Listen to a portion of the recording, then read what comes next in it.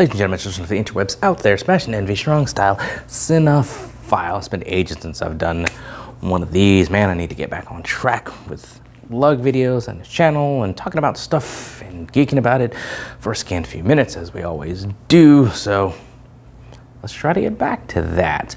So Ms. Marvel, let's geek about that for a scant few minutes, because as we saw many moons ago when we saw the first teaser for the Disney Plus series, which is coming soon, that Kamala's powers were just a little bit different. They seemed to be less inhuman, stretchy powers and more kind of quantum band, cosmic related stuff, and raised some eyebrows and kind of wondered if that was to differentiate from the impending, imminent arrival of Reed Richards to the MCU, and did not wanting to have similar power sets on screen. That's what a lot of us thought, but apparently that's not exactly how things are going down, according to Kevin Feige, who recently commented on Kamala's power change. Feige said that Kamala came about in a very specific time within the comic book continuity. She's now coming into a very specific time within the MCU continuity, and those two things didn't match. What we learned about where those powers come from and how they come about is specific to the MCU. If you want giant or big giant hands and arms, well, they're here in spirit, if not in stretchy plastic type of ways. So again, she was an Inhuman in the comics. Her powers came about that way. There are no Inhumans in the MCU, although there was that show that was terrible and they don't acknowledge it in the MCU. But for the sake of argument, the Inhumans don't exist. So that source of her powers doesn't exist. And as I've said before, many times on this channel, I don't need a blow-by-blow, page-for-page adaptation when you pull stuff from the comics and put it on the big screen. If I want the original, if I want to be a slave to continuity and stuff that happened in the comics, I'll read the comics. That's what they're there for.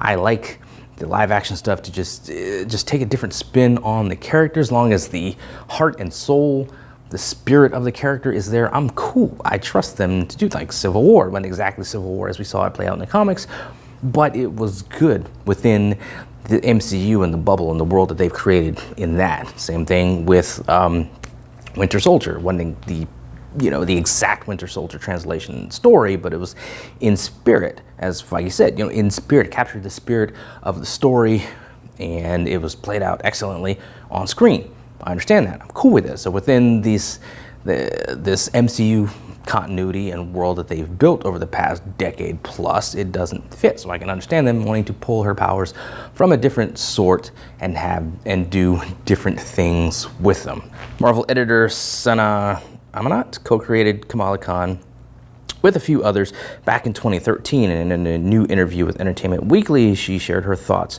on the power change, saying that obviously so much of the show is an adaptation, and we thought it was important to make sure that the powers are linking to larger stories in the Marvel Universe. We wanted to make sure there is a little bit more story to tell after this series. Obviously, she goes into the Marvels. The powers do look different, which is very controversial. I know people are like, how dare you change the powers? I know people are upset about it, but as someone who's probably one of the closest people to the character from the inception, having spoken to Willow about this as well, I think Willow and I always felt that this made sense. This was the right move because there are bigger stories to tell. So again, they're bringing Ms. Marvel into the MCU continuity and lore and canon and the world that they've created. So we don't exactly need her to be like she was in the comics. The most important thing about this is are they going to stick the landing? Now, by and large, we've seen rave reviews of the actress cast as Ms. Marvel and just some of the other players involved in the show. We've seen a teaser and it looks good for the most part from what we've seen outside the power change, but will they stick the landing? That's the thing, because Loki started off good, kind of fudged the landing a little bit.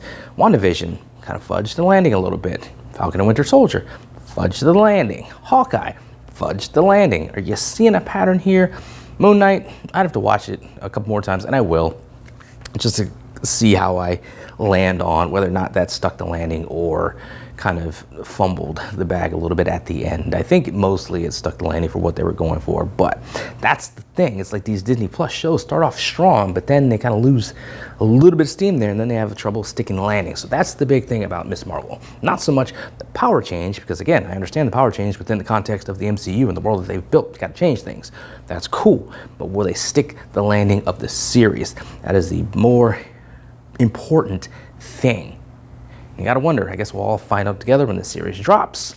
But like I've said before in other videos, like the cachet that Marvel has built up with the MCU, outside of your Iron Man 3 and your Dark World, and I think pretty much those are your only two real stinkers. Iron Man 2 was kind of sucky too, but not as bad as Iron Man 3 and the Dark World. Oh my God. So like, you have those two versus a litany of other just really good, strong movies. So I trust them to at least give us a good story from the outset. Will they stick the landing? That's the important thing, and we'll find out together when it drops. So, remains to be seen. But anyway, those are some of my thoughts on it, scattered as they often are. What you guys out there think? Let me know in the comments below. Follow me on social media. Talk to me there, talk to me here. Until next time, let us geek.